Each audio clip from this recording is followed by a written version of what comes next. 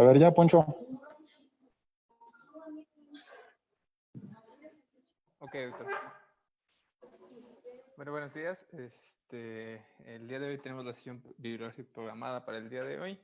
Entonces vamos a dar comienzo con la sesión. Yo soy Alfonso Reyes Mitre, residente de cardiología de tercer año. Nada más para confirmar si ven mi pantalla. Sí. Ok.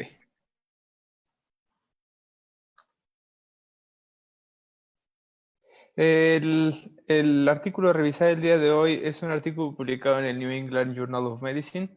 Recordar solo el factor de impacto de esta revista es de 74.699. Es la revista médica con mayor impacto a nivel mundial. En cuanto a la revisión que tenemos que hacer sistemática, pues recordar quién es el autor. Es el doctor Jean-Claude Tardif. Es un cardiólogo canadiense, director del Centro de Investigación del Instituto del Corazón de Montreal, fundador del Centro de la Farmacogenómica Beaulieu-Saussure, y dentro de sus áreas de expertise se centra en lo que es la aterosclerosis. Su investigación actual se centra en el estudio molecular y genómico de la aterosclerosis. Participa en más de 600 publicaciones, en las cuales sale como en aproximadamente 120 publicaciones como autor principal. Es speaker de la Sociedad Europea de Cardiología y la Sociedad Americana de Cardiología. El estudio a revisar el día de hoy es el Colcott, el cual, pues a grandes rasgos, antes de entrar a desmenuzar el artículo, es el uso de colchicina en infarto agudo del miocardio.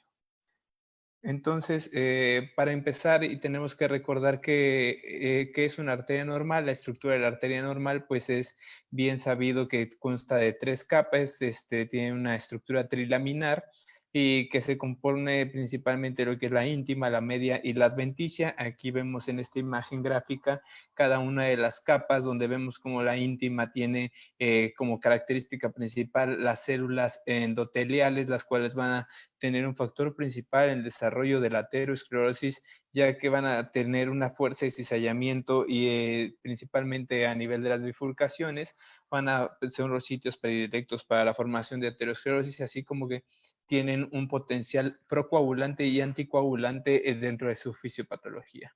El conocimiento de las estructuras y la biología de las arterias normales es indispensable para comprender el fenómeno de la aterosclerosis. Aquí vemos la composición normal, vemos cómo tiene la capa íntima, la capa media, la capa adventicia principalmente dada por la vasa vasorum, células como fibroblastos y mastocitos, nervios, y la capa media principalmente dada por células musculares y tejido de conexión. Y aquí lo que comentábamos de lo que es la célula endotelial, la célula principal en cuanto a los mecanismos anticoagulantes y procoagulantes. Dentro de los mecanismos anticoagulantes, recordar lo que es el heparansulfato, la trombomodulina, el activador del plasminógeno tisular. Y entre los factores procoagulantes, pues recordar el factor tisular, el inhibidor del activador del plasminógeno y el factor de von Willebrand. Dentro del inicio de la aterosclerosis, esta es una imagen que yo creo que resume de manera detallada cada uno de los pasos de la aterosclerosis. Vean cómo tenemos las moléculas aquí a la izquierda de lipoproteínas de baja densidad. Estas van a tener una adhesión en cuanto al endotelio vascular, van a tener una transmigración a lo que va a ser la capa íntima. Se va a activar la señalización por vía de la interleucina 1 principalmente, va a tener un estrés oxidativo. Este estrés oxidativo va a producir que se activen moléculas de adhesión celular en todo lo que va a ser el endotelio y va a tener la migración del monocito hasta convertirse en macrófago. Van a tener diversas vías de señalización, principalmente hasta que llegan a convertirse en células espumosas. Una vez que se convierten en células espumosas este macrófago, pues viene toda la proliferación de lo que va a ser la migración del músculo liso hacia la capa íntima y la formación de lo que va a ser la placa aterosclerótica, ya que todos estos efectos van a tener un efecto mitógeno del músculo liso y van a tener aún más quimioatrayentes y van a hacer lo que va a ser una envoltura de la célula espumosa y la formación que lo conocemos como la capa fibrosa. Aquí en unos breves pasos podemos resumir toda la fisiopatología a grandes rasgos: aumento de las concentraciones de LDL, acúmulo en el subendotelio, activación de monocitos, oxidación de ácidos grasos, formación de células espumosas, síntesis de colágeno y migración de músculo liso a la íntima, y por último, la formación de la placa de ateroma rica en un núcleo lipídico y una capa fibrosa pues grande. Sin embargo, no es lo único que influye en esto. Tenemos que la ruptura de la placa interviene en la que es la inflamación, y esto ha tenido diversas dianas terapéuticas, las cuales vamos a comentar un poco más adelante dentro de la plática, pero es importante recordar que existen vías de señalización proinflamatorias y antiinflamatorias. Las proinflamatorias, pues bueno, es el factor de crecimiento transformante beta, el derivado de plaquetas que van a formar, debido al interferón gamma, una proliferación de músculo liso y colágeno y síntesis de colágeno para tener una capa fibrosa bastante pues dura, por así decirlo. Sin embargo, el interferón gamma también va a producir diversas metaloproteinasas, principalmente las que se van a encargar de degradar lo que va a ser la capa fibrosa, en este caso de la placa aterosclerótica, y la disrupción del colágeno. Una vez que se genera la disrupción del colágeno y el colágeno ya está roto, se producen gelatinasas, principalmente del tipo de las metaloproteinasas 2 y 9, las cuales van a degradar a péptidos y aminoácidos, todos estos componentes de lo que va a ser la capa fibrosa. Entonces, en breve resumen de lo que es la inflamación y la ruptura de la placa, pues bueno, tenemos que existe síntesis de interferón gamma, que estos van a tener una inactivación de las células de músculo liso. Al estar inactivadas estas células de músculo liso va a haber una disminución de la síntesis de colágeno, y por lo tanto la célula espumosa va a quedar más expuesta a lo que va a ser las materias de las metaloproteinasas y las proteasas de colágeno, y por lo tanto se va a llevar a cabo la ruptura de la placa y por ende va a desencadenar un síndrome coronario agudo, cualquiera del tipo que sea, en infarto con elevación o un infarto sin elevación. Entonces, debido a todo esto, a la importancia de la inflamación en el proceso de la aterosclerosis, la búsqueda de un tratamiento inflamatorio continúa. Ya se habían tenido estudios previos en cuales se había tenido como diana terapéutica medicamentos que fueron a actuar sobre el proceso de inflamación. Principalmente el estudio CANTOS, en el cual se utilizó un anticuerpo monoclonal dirigido contra la interleucina 1 beta, el canakinumab, y el estudio CIRC, el cual se utilizó metrotexate.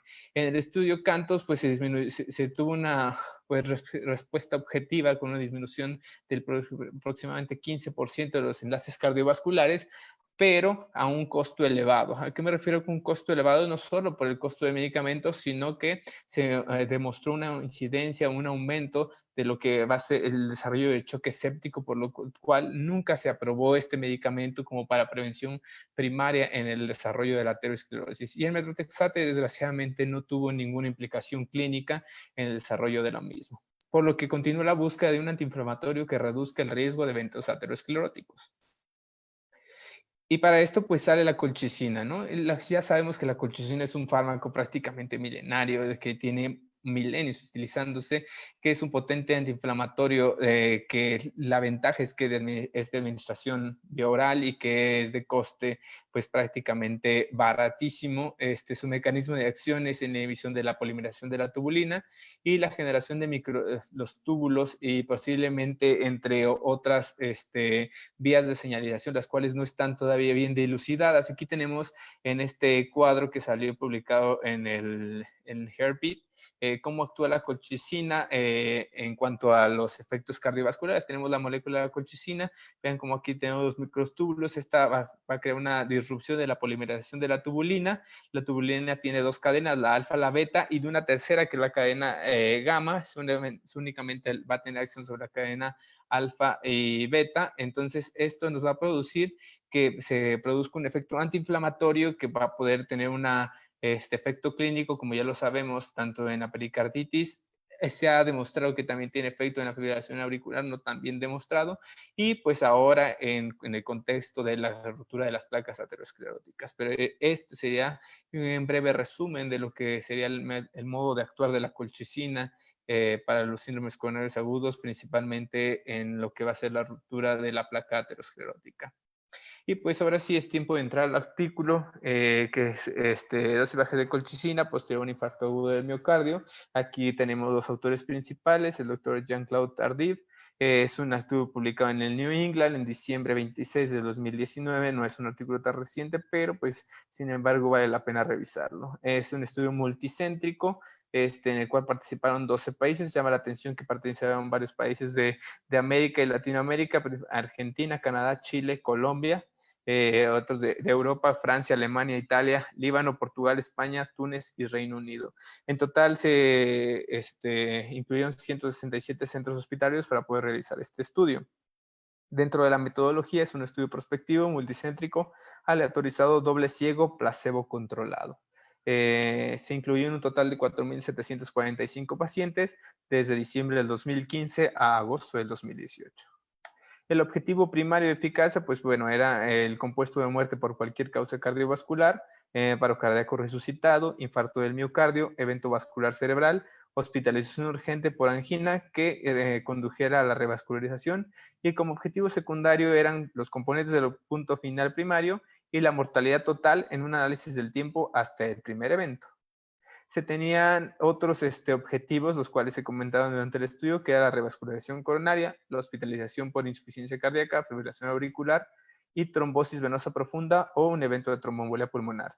Estos eventos fueron especificados previamente como puntos finales exploratorios en el protocolo, así como otros desenlaces. Era el cambio en los niveles de la proteína C reactiva a los 6 meses y los cambios en los niveles de glóbulos blancos a los 12 meses de haber iniciado el tratamiento con colchicina. Dentro de los criterios de inclusión, pues bueno, hombres o mujeres mayores de 18 años que tuvieran la posibilidad de firmar consentimiento informado, que tuvieran un infarto agudo del miocardio documentado dentro de los últimos 30 días, que tuvieran un tratamiento adecuado de acuerdo a las guías nacionales para cada país en cuestión, y haber completado cualquier procedimiento de revascularización percutánea, o sea, ya sea en el evento índice o no, pero que tuvieran un tratamiento de revascularización. Dentro de los criterios de exclusión son bastantes: que presenten insuficiencia cardíaca con fracción de eyección reducida menor del 35%, que se encontró en una clase funcional 3 o 4, que tuvieron un evento vascular cerebral reciente en menor de 3 meses, un antecedente de cirugía de revascularización o en los cuales los pacientes se planea llevar a cirugía de revascularización, los pacientes que tuvieron infarto de miocardio tipo 2, que tuvieran enfermedad inflamatoria intestinal, cronocusi, que tuvieran diarrea crónica, alguna enfermedad neuromuscular, que tuvieran un aumento de la CPK mayor a 3 veces el límite superior normal, que fueran mujeres en edad fértil, que tuvieran embarazado o lactando, y que tuvieran uso crónico de esteroides o que en los cuales se fueran a postular para tratamiento crónico con esteroides y abuso de alcohol. Este es brevemente lo que es la aleatorización y el seguimiento de los pacientes. Vean cómo se aleatorizaron 4.745 pacientes, en los cuales se aleatorizaron a 2.366 pacientes al grupo de colchicina y 2.379 al grupo de placebo. Desgraciadamente no todos los pacientes recibieron el tratamiento. Vean cómo 36 pacientes no recibieron colchicina y 33 pacientes no recibieron placebo, para un total de 2.226 pacientes en el grupo de colchicina y 2.232 pacientes en el grupo de placebo. Aquí vemos cómo también tuvieron alguna fuga de pacientes, algunos por consentimiento informado, otros porque no completaron el estudio, otros porque retiraron su consentimiento informado. Al final, en cuanto al seguimiento, en cuanto a los pacientes vivos, únicamente se logró dar seguimiento a 2.309 pacientes del grupo de colchicina y 2.325 del grupo de placebo. En el caso de los pacientes que se desconocía su estatus vital, 13 para el grupo de colchicina y 10 para el grupo de placebo. Y pues bueno, ¿cómo fue la metodología? Básicamente eran pacientes que tuvieron infarto agudo de miocardio. Dentro de los primeros 30 días se le autorizaban 1 a 1 al grupo de colchicina, que era de administrar colchicina vía oral 0.5 miligramos al día, y el otro pues únicamente de placebo. En total fueron 2.376 pacientes al grupo de colchicina y 2.379 al grupo de placebo. Se les daba seguimiento al mes y a los 3 meses posterior a la aleatorización, y posteriormente cada 3 meses. Vemos las características basales de ambos pacientes. Vemos como aquí está el grupo de colchicina con su número de participantes y el grupo de placebo con su número de participantes.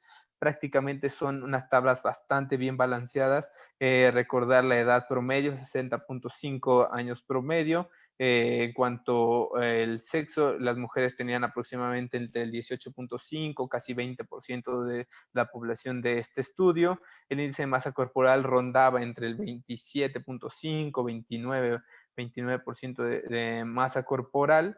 Y cosas importantes, pues vean cómo la medicación, uno de los criterios de inclusión es que a los pacientes se les tratara de acuerdo a las guías de práctica clínica nacionales vigentes y que pues como todos sabemos uso de aspirina, clopidogrel, entre otros fármacos como son las estatinas y los betabloqueadores. Vean cómo aproximadamente más del 98% de todos los pacientes estaban utilizando aspirina, otro tipo de antiagregante plaquetario, ya sea clopidogrel, ticagrelor o prasugrel. Estatinas lo utilizaba casi el 100% de toda la población y betabloqueadores aproximadamente el 90% de población en estudio.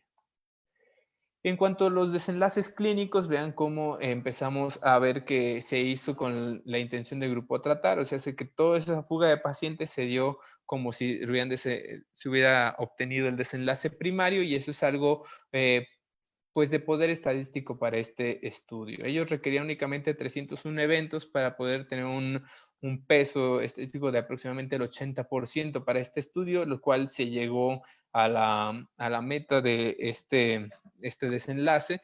Vean cómo se presentaron eventos en 131 pacientes del grupo de colchicina y 170 eventos en el grupo de placebo. 5.5% y 7.1% en el grupo de placebo, con un hazard radio de 0.77 y unos intervalos de confianza que no tocan la unidad, que va de 0.61 a 0.96, donde empezamos a ver que hay una significancia estadística con 0.02 para el desenlace primario, que era muerte, cualquier caso cardiovascular, como ya hemos visto. Y aquí viene el subanálisis del punto de desenlace primario, que era muerte de origen cardiovascular, para cardíaca resucitada, infarto del miocardio, evento vascular cerebral y hospitalización que requiriera o que llevara a la revascularización. Vean cómo aquí nuevamente todo apunta a que se tuvieron menores eventos en el grupo de colchicina, pero prácticamente el compuesto final está dado principalmente por la menor recurrencia de evento vascular cerebral y de hospitalización urgente que desencadenara o que requiriera la revascularización. Únicamente 25 pacientes versus 50 en el grupo de placebo, 1.1 versus 2.1%. Nuevamente el hazard de 0.5, los intervalos de confianza que ni siquiera tocan la unidad, 0.31 a 0.81. Y en cuanto al evento vascular cerebral, 5 versus 19 pacientes, hazard radio de 0.26. Intervalo de confianza de 0.10 y 0.70 respectivamente. Entonces vean que esta significancia estadística prácticamente está dada por estos dos desenlaces primarios, ¿no? Evento vascular cerebral y hospitalización urgente que requiriera de revascularización en este caso. No así como vean que a pesar de que tenemos hazard radios, vean cómo los intervalos de confianza sí sobrepasan la unidad para la muerte cardiovascular por cualquier causa, la resucitación del paro cardíaco y el infarto agudo del miocardio. Dentro de los compuestos secundarios, pues vemos que en el grupo de colchicina tuvieron muerte en 43 pacientes versus el placebo que fueron 44. Nuevamente aquí no hay significancia estadística. En cuanto a la aparición de trombosis venosa profunda o tromboembolia pulmonar, se presentaron 10 eventos en el grupo de colchicina y 7 eventos en el grupo de placebo. Nuevamente con un hazard radio de 1.43 y los intervalos de confianza que se van hasta 3.75. Y la aparición de fibrilación auricular, 36 en el grupo de colchicina y 40 en el grupo de placebo. Entonces de aquí empezamos a ver que pues sí tiene algún efecto en cuanto al desenlace primario, en cuanto al compuesto muerto por cualquier causa, resucitación, pero principalmente este compuesto primario está dado por la disminución de incidencia de evento vascular cerebral y la hospitalización urgente que requiere de revascularización.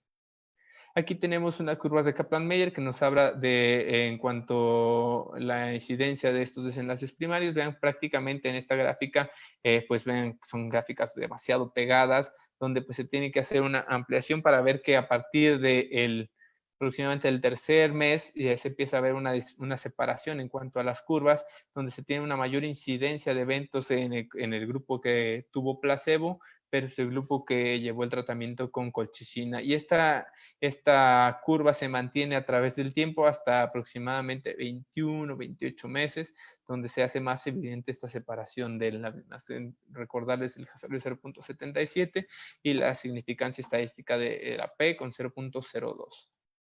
En cuanto a los otros desenlaces secundarios, si recordamos, uno de los puntos que ellos querían evaluar era la disminución de la proteína C reactiva a los 6 meses y la disminución del conteo de glóbulos blancos a los 12 meses posterior de la aleatorización de sus estudios. Desgraciadamente, esto es un subestudio. No toda la población de pacientes que se incluyó en el estudio principal del COLCOT participó en este desenlace, pero vemos como aquí en cuanto a la disminución de los biomarcadores, principalmente la proteína C reactiva a los 6 meses, pues se obtiene una disminución, si no bien importante, sí se obtiene una ligera disminución en cuanto a las cifras de los biomarcadores de proteína C reactiva y disminución en cuanto al conteo de células de glóbulos blancos. En cuanto a la seguridad del fármaco, ¿no? Lo que más preocupaba en este grupo de autores era la seguridad del fármaco y los efectos adversos que podían tener. Entonces tenemos aquí que, pues bueno, se presentaron un total de 372 eventos, efectos adversos en el grupo de colchicina, aproximadamente el 16% de toda la población, y 371 en el grupo de placebo, 15.8 en todo lo que fue la población. Prácticamente no hubo gran diferencia entre el grupo de colchicina y el grupo de placebo. Sin embargo, sí tenemos ya en cuanto a la subdivisión y el desglose de los efectos adversos, pues que principalmente lo que se refirió más fue la presencia de náuseas. Vean como en 43 pacientes versus 24, con una P de 0.02, que es prácticamente la única que tiene significancia estadística, pero de ahí en fuera, eventos gastrointestinales, diarrea, prácticamente 9.7 versus 8.9, la presencia de flatulencia 0.6 y 0.2, la presencia de anemia de 0.6 y 0.4, prácticamente no hubo gran diferencia más que en esta significancia estadística de la náusea y las flatulencias. En cambio, ¿qué es lo que tenemos aquí abajo? Son unos efectos adversos serios o más graves que podrían poner en riesgo la vida, ¿no? Algo que habíamos comentado al introducir este artículo era que el estudio Cantos, que desarrolló la molécula canakinumab, pues sí había disminuido los efectos cardiovasculares un 15%, pero un coste alto, ¿no? Que era la aparición de choque séptico. Y vean cómo aquí la aparición de choque séptico en ambos grupos de tratamiento fueron 2 pacientes, 0.1% de toda la población total, con una P de 0.99. No tiene significancia estadística. Lo que sí llama la atención es que en los pacientes que recibieron colchicina desarrollaron neumonía en 21 de los pacientes, 0.9%, y únicamente 9 pacientes desarrollaron neumonía en el grupo placebo, 0.4%, con una P con una significancia estadística de 0.03. De ahí en fuera, ninguna otra cosa que comentar de acuerdo a esta tabla. Ya sabemos que pues, uno de los efectos adversos son las molestias gastrointestinales, la diarrea, las flatulencias, la náusea, y pues en este caso efectos adversos serios, no se desarrolla el choque séptico, pero sí tuvo una incidencia ligeramente incrementada de la aparición de neumonía en los pacientes tratados con colchicina. ¿Qué es lo que nos concluye este estudio? La conclusión de los autores es, en pacientes con infarto reciente, la administración de 0.5 miligramos diarios de colchicina condujo a un porcentaje menor de eventos cardiovasculares isquémicos, tal cual así viene la conclusión de este estudio, por lo cual podemos decir que pues, la colchicina demostró superioridad en cuanto al placebo, pues, prácticamente pues que les hace la colchicina, le disminuye los desenlaces primarios, principalmente dado por el EBC y la angina que requiere hospitalización urgente que condujera a la revascularización. ¿Y qué nos podemos dar de mensajes de poder llevar a casa o qué son los datos claves, las perlas que les podemos dar acerca de este estudio? Pues bueno, recordarles que el papel de la inflamación es importantísimo, no solo en la fisiopatología de la aterosclerosis, sino también en el desarrollo de la ruptura de la placa aterosclerótica. No solo influye en la formación, las vías de señalización, recordar las interleucinas, el BCAM, el ICAM, la interleucina 1, la interleucina 10, todo lo que ya conocemos acerca de la fisiopatología de la aterosclerosis, recordar que también ese efecto proinflamatorio va a tener una disminución debido al interferón gamma en cuanto a la disminución de la síntesis de colágeno, la activación de metaloproteinasas. Entonces, recordar el papel fundamental de la inflamación en estos eventos cardiovasculares. Otra cosa importante, la colchicina dista aún de convertirse en un fármaco habitual en el tratamiento rutinario del síndrome coronario agudo. Recordar que hay otras cosas importantísimas antes de dar una colchicina a los pacientes. La doble terapia antiplaquetaria, el manejo con estatinas, el manejo con betabloqueadores, fármacos que ya están bien demostrados que tienen un impacto en cuanto a la mortalidad. Entonces, creo que es un buen artículo, pero que aún dista mucho de convertirse en un referente como para ya a todos los pacientes de una manera inicial darles como tratamiento rutinario colchicina. Y nos pone en juego y nos mantiene la teoría de la inflamación en este campo de juego que es la aterosclerosis.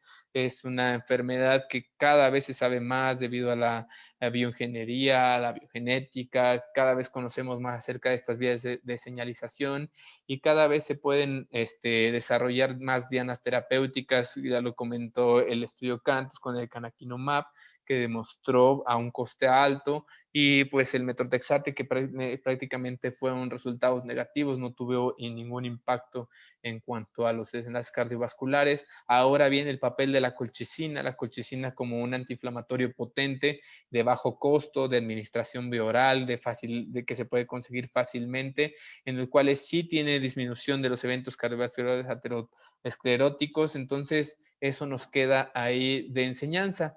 Y pues tener cuidado en la manera de la prescripción y tomar en cuenta que en este estudio el 93% de todos los pacientes ya habían recibido una estrategia de revascularización, que es lo que nos queda en claro, que el paciente tiene que ser tratado en el evento índice, si se puede, en la angioplastia primaria, sino una angioplastia de rescate, angioplastia secuencial, terapia farmacoinvasiva, pero esos pacientes tienen que ir a tratamiento de revascularización percutánea, si es posible. La colchicina no viene a ser milagroso, pero posterior de la revascularización, los eventos cardiovasculares yo creo que los podemos muy bien pues disminuir. Requeriremos de estudios a mayor plazo, no solo a 23, 24 meses, para ver la seguridad del fármaco y la eficacia en cuanto de los desenlaces, a ver si se mantiene a través del tiempo esto. Entonces, con esto yo concluyo la presentación. No sé si tengan alguna pregunta, algún comentario.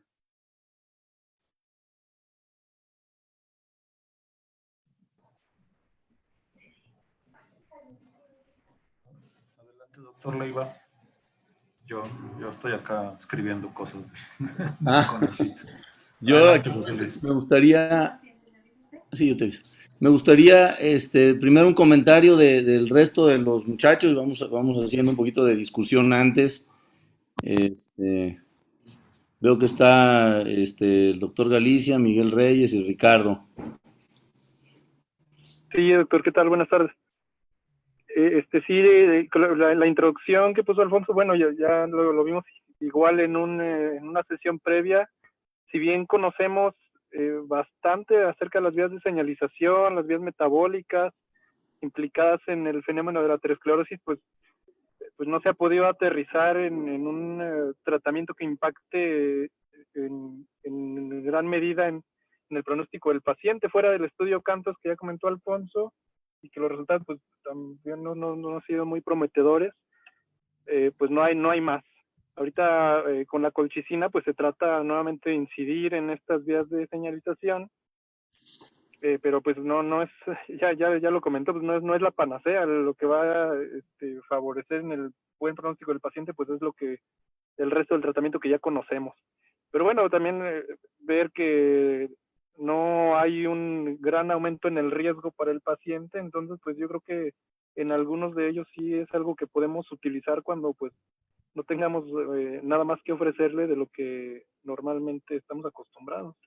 Entonces igual y en algunos pacientes podríamos empezar a utilizarla con ese fin, de tratar de mejorar en lo posible el pronóstico. ¿Lo analizarías desde el punto de vista funcional o lo analizarías desde el punto de vista estructural? Es decir, si es una mejoría que vamos a tener a nivel del propio corazón o es algo que vamos a tener nada más con un decremento de eventos, porque yo creo que al final del beneficio debe tener un origen estructural en cuanto a la propia placa, o a lo mejor yo pensaba algo similar a lo que vimos con la espironolactona, al disminuir inclusive la fibrosis posinfarto, etcétera. No sé qué opinas en ese sentido, Ricardo, o no tiene nada que ver, nada más estoy yo aquí elucubrando. Sí, yo creo que está lejos de tener un mini impacto en algo estructural. Probablemente deberían hacer otro estudio con ese diseño y ese objetivo. Por lo que sabemos del mecanismo de acción, si bien sí tiene impacto en las vías metabólicas que generan el fenómeno de aterosclerosis, yo creo que hasta el momento no tenemos, digamos, evidencia, no le hemos generado de que haya un impacto estructural como en el caso de otros fármacos. Entonces yo creo que en ese sentido no sería nuestro objetivo. El objetivo sería, pues de manera indirecta, a través de todas esas vías, disminuir el fenómeno inflamatorio y con ese tener un impacto clínico. Pero así a grosso modo, un impacto estructural yo creo que no lo podemos ver con la información que tenemos. De acuerdo. Alfonso, ¿me podrías poner los fármacos que se utilizaron? Vi que una alta tasa de clopidogrel, atorvastatina, creo que betabloqueadores. ¿Qué más? No se menciona nada específicamente de espironolactona, es lo que estoy viendo. Y mientras tanto, doctor Galicia, un comentario. Bueno, igual que como mencionan mis compañeros, no es un tratamiento que realmente venga a revolucionar mucho. De hecho, si nos vamos a desglosar el endpoint primario que pusieron, en el apartado de mortalidad no hubo una diferencia, al menos en el seguimiento que si bien fue corto, no hubo un gran impacto en la mortalidad. De hecho, fueron 44 y 43 pacientes en ambos grupos. Sí, ya cuando juntan toda esa serie de eventos y las ponen en un solo desenlace, pues sí pareciera que hay mayor beneficio comparado con el placebo, ¿no? Entonces igual faltaría, no sé, compararlo con algún otro medicamento en específico y como comentó usted también, doctor, saber si a largo plazo hay mejoría en la fracción de eyección o en los índices de volumen telesistólicos o algún otro parámetro que nos oriente a saber si realmente el fármaco está haciendo un cambio o mejorando algo la función propia contráctil del corazón. De acuerdo. Doctor Reyes. Pues yo creo que es muy interesante toda esta parte de la gran intervención del proceso inflamatorio en la aterosclerosis. Ya comentaron mis compañeros el estudio Cantos, que son algunos otros que se han realizado. Yo creo que aquí sí es alguna de las opciones terapéuticas que podemos llegar a utilizar, al menos en el medio en el que nos encontramos, si bien no es definitivo el uso de este tipo de fármacos, pero pueden ayudar, es un fármaco a bajo costo y al menos la reducción de los reingresos por angina o por eventos vasculares cerebrales pues se vio reducido. Y también tener en cuenta las metas de los tratamientos. O sea, todos los pacientes, más del 95% de la población que se estudió, estaban con metas en cuanto a tratamiento óptimo, con doble antiagregación, con anticoagulación, con estatinas, con los beta bloqueadores. Y creo que vale la pena y tomarlo con reserva en el sentido de que incluso hay pacientes a los que nosotros ya les hemos iniciado dosis de colchicina y en las primeras 24, 48 horas presentan eventos diarreicos y que ha sido alguna de las situaciones por las que hemos tenido que suspender la administración de colchicina. Hay que ver, se está corriendo el otro estudio, el COTCOT T2D, que en pacientes que tienen antecedentes de diabetes mellitus, que no tienen antecedentes de enfermedad coronaria, hay que ver también que se encuentra en el estudio de la colchicina para ver si también eso nos ayuda a disminuir los riesgos cardiovasculares en mayor grado con los pacientes. Y pues nada más. Ahora, Alfonso, te pido nuevamente ahora que me pongas la imagen donde se veía del uso de colchicina creo que en pericarditis, era una imagen nada más. Sí, estoy de acuerdo en términos generales que al final esa es parte de las estrategias que se utilizan en los estudios clínicos de sumar puntos finales para darle positividad, hacer positividad al estudio. Es decir, al final, el punto final compuesto da positivo por un margen muy pequeño, pero la mayoría de los componentes del punto final compuesto pues son para fines prácticos medio que quieren ser positivos y muestran muy poquita verdaderamente diferencia que incluso no llega a ser estadísticamente significativa. Mi pregunta es si el impacto que pueda tener un estudio como este disminuye cuando se trata de un fármaco barato, como bien lo dijo Alfonso, y que seguramente la industria, porque además ya es genérico, la industria no va a estar interesada en hacer un estudio más grande, probablemente, y esto no lo oí, no lo recuerdo, esto haya sido una iniciativa de los investigadores y echaron a andar un estudio que al final salió positivo bajo un buen concepto y sobre todo por lo que se está buscando verdaderamente con la inversión de la industria es un fármaco antiinflamatorio potente que cambie la evolución.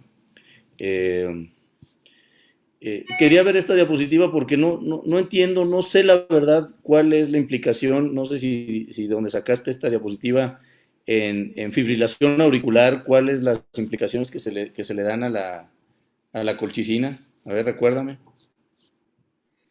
Sí, doctor, ¿qué cree que dentro de ni siquiera es como un artículo, es como una pequeña revisión de la acción de la colchicina a nivel cardiovascular? Prácticamente lo que mencionan es que al actuar de manera antiinflamatoria en lo que va a ser el microtúbulo y esa falta de polimerización o inhibición de la polimerización de la tubulina en estas dos cadenas, va a tener un efecto directo en cuanto a la inflamación a través mediada por células, en cuanto va a ser los neutrófilos, perdón, en cuanto a la pericarditis, pero que también se puede ver una disminución en cuanto a la inflamación y la remodelación a nivel de lo que va a ser las aurículas para los pacientes que tienen fibrilación auricular, pero sí comentan que no está del todo claro el por qué podría tener un efecto en cuanto a la fibrilación auricular. Dicen que está bien estudiado el por qué en la pericarditis, ahora se empieza a saber por qué este efecto en la placa aterosclerótica, pero que queda todavía muchas vías de señalización que no se sabe exactamente el mecanismo exacto de cómo actúa la colchicina en ciertos factores que pudiera también tener un efecto benéfico en cuanto a la fibrilación auricular. Fíjate que ahorita que te hacía yo la pregunta, recordaba y lo voy a preguntar a mi papá, y si no hay que preguntárselo al doctor Carrillo, porque su papá también seguramente lo llegaba a utilizar. Yo tengo la impresión de que en aquel entonces, cuando el paciente caía en fibrilación auricular, la reversión la intentábamos hacer con colchicina y no me acuerdo si con cloroquina. No me acuerdo con qué, a lo mejor era algún otro antiarrítmico. Eso me gustaría remontarme a los cardiólogos de la vieja guardia. Le voy a preguntar al doctor Carrillo, le voy a preguntar a mi papá y luego les doy ese dato que es como un poquito de cultura general. ¿Alguien quiere hacer algún otro comentario? Si acaso nada más pensar en a qué pacientes serían candidatos para aquí con nosotros para utilizarlo, yo creo que estaba pensando que quizá aquellos pacientes con una PCR muy alta de ingreso o leucocitosis y que no documentamos infección, ya sea por cultivos o una procalcitonina negativa, pudieran ser pacientes susceptibles a iniciarles una dosis ahí baja de colchicina y ver si esto mejora un poco el pronóstico. Por ahí en el subanálisis del estudio valoraron si disminuía o no la PCR y los leucocitos totales. Entonces, pues quizá pudieran ser esos pacientes los candidatos aquí con nosotros para administrarles colchicina.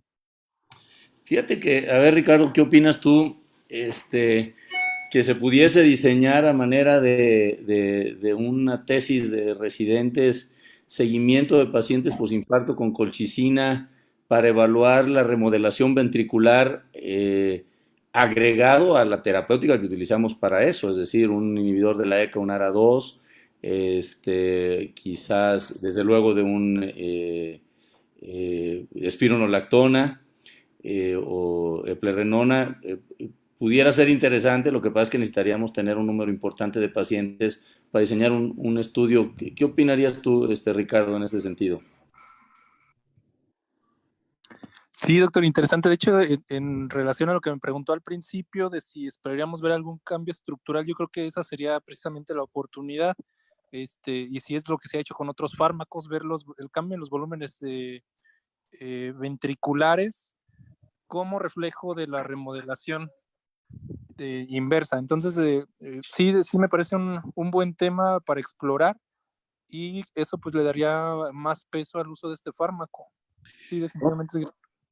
Conste que yo lo estoy viendo más como para mejoría de la remodelación ventricular que para estabilización de las placas de ateroscleróticas, porque a lo mejor el concepto, y que ahorita Alfonso nos dé un poquito más de información, el concepto era más hacia estabilización y cicatrización adecuada de las placas de colesterol, y esto me recuerda que la colchicina inclusive en cierto momento se ha utilizado como un factor antirrestenosis antes de los stents, era como más para disminuir la restenosis previa al stent, restenosis posangioplastia y restenosis intrastent. Pero bueno, creo que puede ser un concepto interesante. Yo lo vería más la colchicina como en estos conceptos, y a lo mejor esto de la restenosis intrastent tiene que ver más con lo que el estudio en particular está sugiriendo, una cicatrización mejor de la placa de colesterol. ¿Qué opinas, Alfonso? Sí, doctor, mire, yo creo que esto de la colchicina todavía va a dar para más. Vienen todavía 2 estudios que se están corriendo en los cuales se va a ver el impacto de la en cuanto a mayor tiempo de administración y seguimiento. Creo que la colchicina va a dar pie a que se vuelva a abrir este debate de la inflamación en la aterosclerosis y prevenir nuevos o futuros eventos cardiovasculares. Si ya se tenía la idea con el Cantos del que el canakinumab y moléculas de anticuerpos monoclonales, la colchicina vino a decirles, ¿sabes qué? Soy medicamento viejo, barato, que yo puedo estabilizar muy bien una placa, tal vez una placa que ya está tratada. Y recordar que todos los pacientes prácticamente fueron tratados, entonces creo que el remodelado y esa estabilización de la placa posterior al tratamiento, la colchicina lo podría cubrir muy bien. No estoy seguro en cuanto a la remodelación de ya el daño por necrosis del miocardio, si la colchicina pudiera tener o no ahí alguna entrada como pues factor protector en cuanto a la remodelación. Pero lo que sí me queda claro es que en pacientes con lesiones coronarias que ya fueron tratados, que tengan tratamiento de acuerdo a las guías, estatina de alta potencia, aspirina, clopidogrel, o en este caso ticagrelor, betabloqueadores, YECA, creo que no está de más el considerar a la colchicina como un fármaco en ese tipo de pacientes en los cuales la lesión son lesiones grandes, severas, que a pesar del tratamiento uno queda con la idea ahí, la espinita de decir, híjole, este paciente tal vez le pueda ir mal en el seguimiento. Digo, no es un fármaco muy caro, creo que está accesible, y que pues si bien el desenlace primario salió positivo a pesar de que únicamente fue por EBC y angina, creo que es algo que nos cubriría bastante bien, ¿no? En los episodios de angina que requerían revascularización. Nos habla de una estabilización de no solo de la placa tratada, sino que tal vez otras placas que estén ahí susceptibles se estabilicen y ya no den más problema. Sí, de acuerdo. Yo creo que aquí estamos hablando, lo que me gustó mucho fue el hecho de la alta tasa de prescripción de los fármacos propuestos por las guías, y estamos hablando tratar de disminuir un poquito más el riesgo residual. Ya ven que ha sido motivo de algunas pláticas que hemos dado recientemente, ¿Qué más podemos hacer para disminuir el riesgo residual de los pacientes? Ya les dimos antiplaquetarios, ya les dimos estatinas, ya les dimos beta bloqueadores, ya le dimos espironolactona. ¿Qué más podemos hacer para disminuir el riesgo residual a los pacientes? Pues quizás esto es una alternativa que queda ahí un poquito para considerar. ¿Alguien más?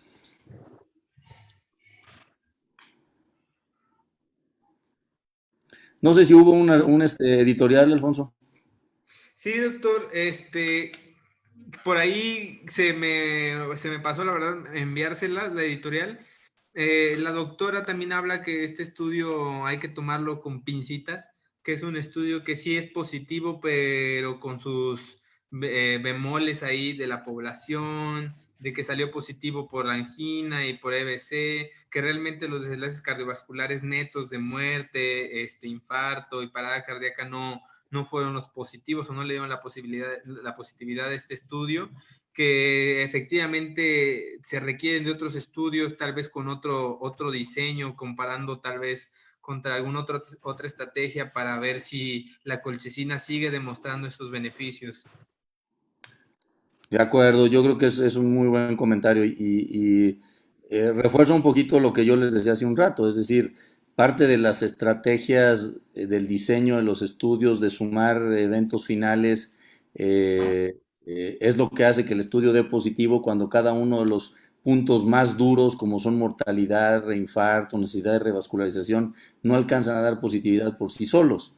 Entonces, sí es una crítica para los artículos y es un conocimiento que nos tenemos que tener en nuestro subconsciente cuando queramos o no adoptar estas estrategias. No, pues muy bien, me parece muy bien. Si no hay más comentarios podemos dejar aquí. A mí me gustaría pedirles que el artículo ese que les mandé del bloqueo de rama izquierda lo revisáramos en alguna de las pláticas de la próxima semana. Y haciendo una comparación con otro, que no sé si venga en el artículo, probablemente venga de otros criterios de diagnóstico de infarto con bloqueo de rama izquierda. No sé qué opinen, pero bueno, pónganlo ahí como en la lista de ideas. Correcto, doctor. Sí, doctor. Bueno, entonces, Dios mediante, nos vemos el jueves. El jueves estaré yo porque Juan Manuel va a estar ocupado. Ok. Correcto. Sí, doctor. Dale, pues muchas gracias. No, Cualquier gracias, cosa, doctor. no duden en enviar ahí un mensajito por el chat.